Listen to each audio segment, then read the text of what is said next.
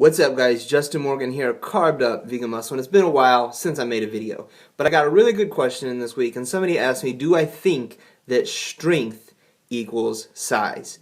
And the answer is yes and no.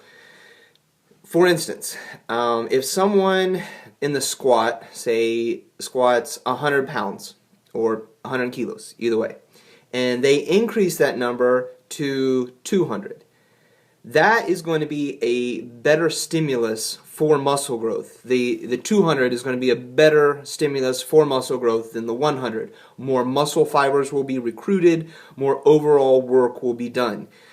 So it's going to promote muscle growth long term. And vice versa, when we look at the actual muscle itself, a larger muscle has the potential to be a stronger muscle. Now, just because you build muscle doesn't mean that you will automatically be stronger, and I'll come back to that in just a few minutes. There are three primary factors that I personally have observed that play into strength increases. I'm sure there's many others, but these are the three that I think we at least, one, have control over, and two, play the biggest roles. And those include muscle growth. That is probably the primary one. The next one is technique, or your ability to actually be able to do the movement itself efficiently in a way that allows you to use the most weight. And then the third is neurological efficiency, or your body's overall ability to exert force for one motion. So if only your legs are working in the squat, then your body's going to crumble because it's not doing any work. So your core, everything about you in the squat requires movement. So that being said, all those other things, all those other aspects play into the aspects of neurological or efficiency, or your body's total ability to exert force for any one given motion. The next part is that there's a lot of variation from person to person.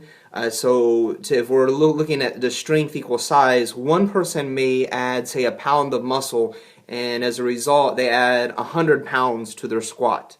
So I don't know if that's really like how that would work or how that would normally play out, but we'll just use that as an example. Say somebody added a 1 pound of muscle over a given period of time, and as a result they saw a 100-pound increase to their squat. Now I kind of use that because I think a lot of people, they'll add some strength, or they'll add a little bit of strength, and they're like, I'm getting stronger, but I'm not really growing any muscle. Well, you're probably not going to notice a few ounces of muscle growth, but a few ounces of muscle growth might play into quite a bit of strength. It depends on the person, their leverages, and how that works for them. So going back to our example, one person adds a pound of muscle, they add 100 pounds to their squat. Somebody else might add 1 pound of muscle, and they only add 75 pounds to their squat.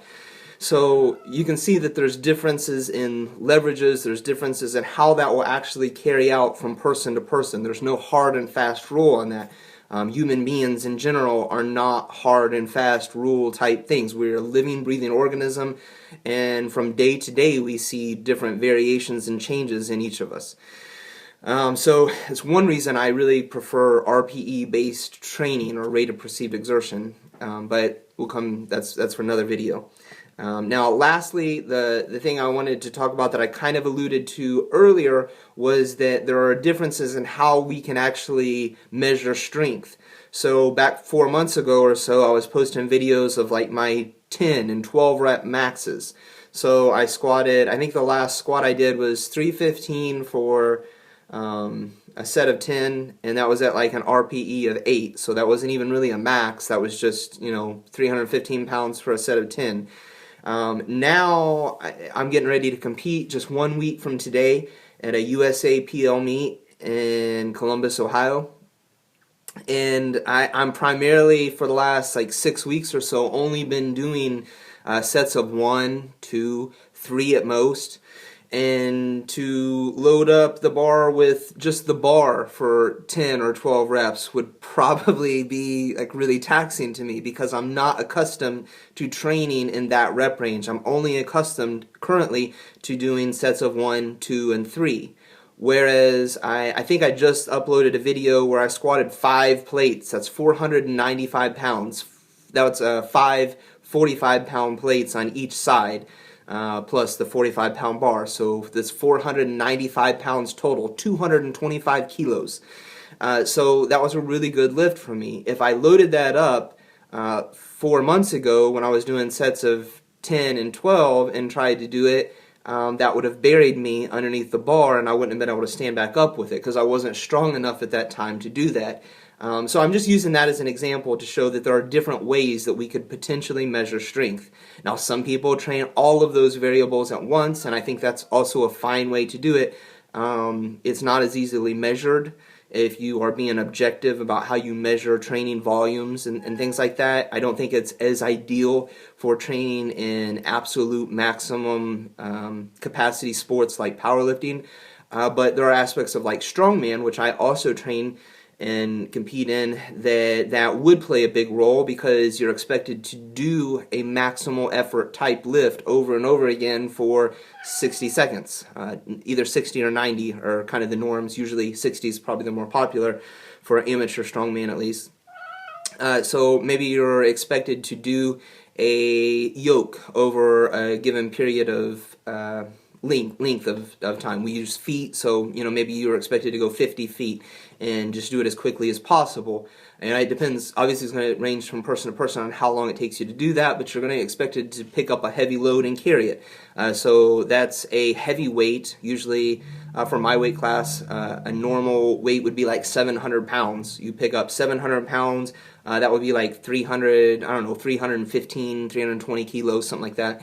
And you pick that up over 50 feet.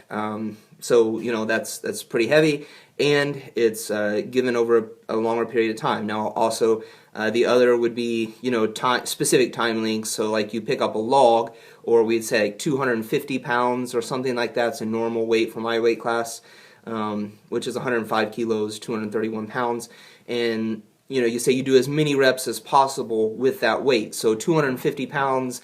I think that would be like 100, something like 115, 110 kilos. I'm not sure exactly. But you do that for as many reps as possible in 60 seconds. The person with the most reps wins that event. So you see, like, there are different ways to measure strength in that way. So those are just some ideas. I thought I'd kind of elongate my answer that I gave to the person in the comment section and share that with you guys. You guys take it easy. Hope all you guys are doing well. And remember to like, subscribe, and any questions you have, post them down there, and I'll probably eventually at some point get back to them. If I don't, ask them again. You guys take it easy. I appreciate you guys watching. Later.